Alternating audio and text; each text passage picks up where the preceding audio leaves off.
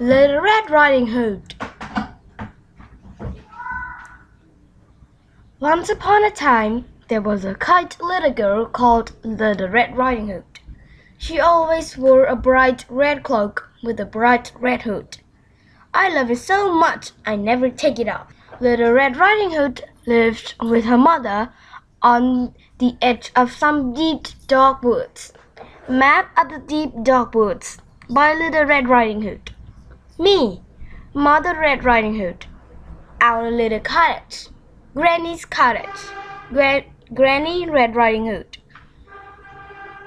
One day, Little Red Riding Hood's mother gave her a pot of vegetable soup. "Take this to your grandmother," she said.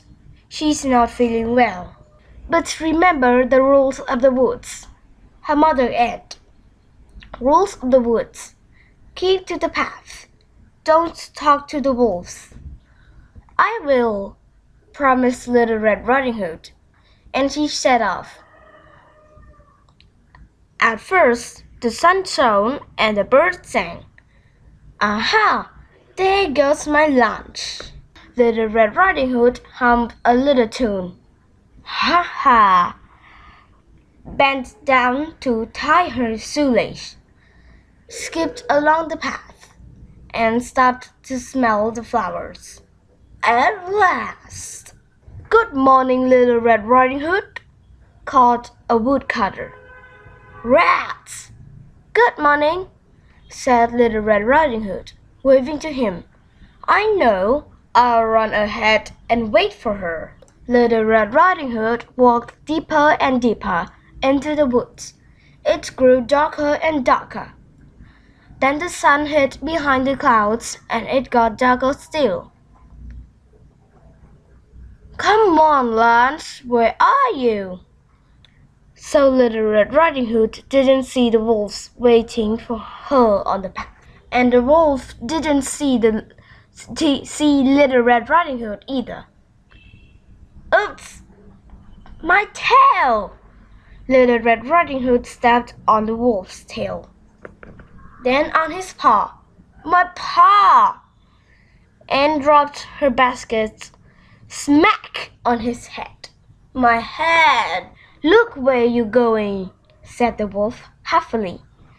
"But you were in the middle of the path," said Little Red Riding Hood. "She has forgotten the rule.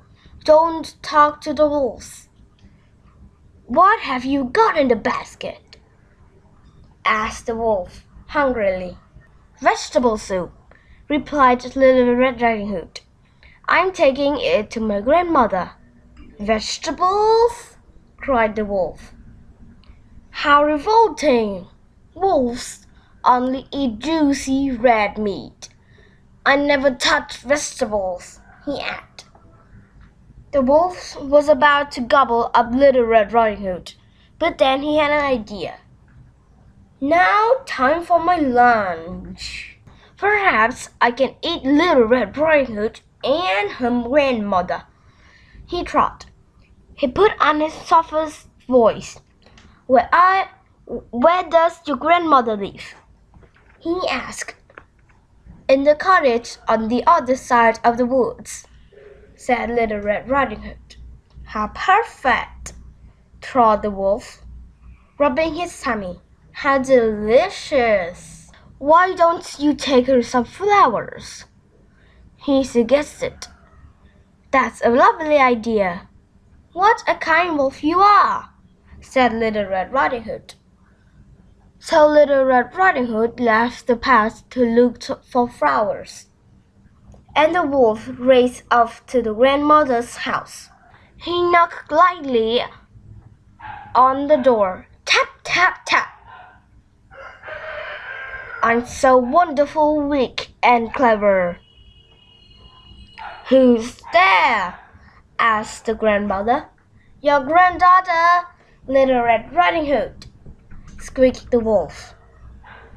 "I've brought you some lovely vegetable soup." "Let yourself in," said the grandmother. "I'm too weak to get up." The wolf leaped into the room. He gobbled up Little Red Riding Hood's grandmother. Bony, but not bad. Then he climbed into bed to wait for Little Red Riding Hood. Soon he heard a knock at the door. "Who's there?" he said. "Your granddaughter, Little Red Riding Hood." "Let yourself in," cried the wolf. "I'm too weak to get up." He pulled on the grandmother's cap and hid under the blanket. "I've brought you some vegetable soup," said Little Red Riding Hood. "Lovely," snorted the wolf. "I mean lovely," he added in squeak. Put the basket on the stool and come and sit next to me." Little Red Riding Hood looked at her grandmother. She looked again. "Oh, grandmother," she said, "what big ears you have! All better to hear you with," said the wolf. Little Red Riding Hood came closer to the bed. "Oh, grandmother," she said, "what big eyes you have! All better to see you with," said the wolf. Little Red Riding Hood came closer still. "Oh, grandmother," she said, "what big hairy hands you have! All better to hug you with," said the wolf. Little Red Riding Hood was now standing right next to the bed. "But grandmother," she cried, "what big sharp teeth you have! All better to eat you with," snapped the wolf. He jumped out of bed and gobbled up Little Red Riding Hood. "Delicious! Full at last," he said, licking his lips.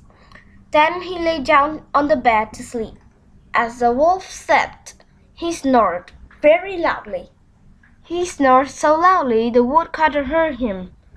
"I've never heard the old woman snore that loudly," he thought. "I'll just make sure she's okay." But the woodcutter couldn't see the grandmother anywhere, only a very fat wolf. "Oh no!" thought the woodcutter. "The wolf's eaten the old woman." Just then the woodcutter had an idea. "Perhaps the old woman is still inside you. I might be able to save her." He picked up some scissors. Then he snipped open the wolf's tummy. Snip, snip! He saw a bright red hood. Snip, snip! Little Red Riding Hood's head popped out. "Phew! Keep cutting!" she cried. "Grandmother's still in there." Snippety snip! Faster and faster! The woodcutter kept cutting until Grandmother popped out too. "Did I fall asleep?" Quick as a flash, Little Red Riding Hood ran outside and picked up a lot of stones. The woodcutter put them in the wolf's tummy, and the grandmother sewed the tummy up. Then the wolf woke up. He tried to sneak out of the door, but the stones rattled inside him. Rattle, rattle, rattle. "Now everyone can hear you coming," said the woodcutter, laughing. "But I'll never catch anyone," cried the wolf. "Exactly," said the woodcutter. "You'll just have to eat vegetable instead," said Little Red Riding Hood. "The wolf never ate another person. I don't like little girls." As for Little Red Riding Hood, she never talked to wolves again.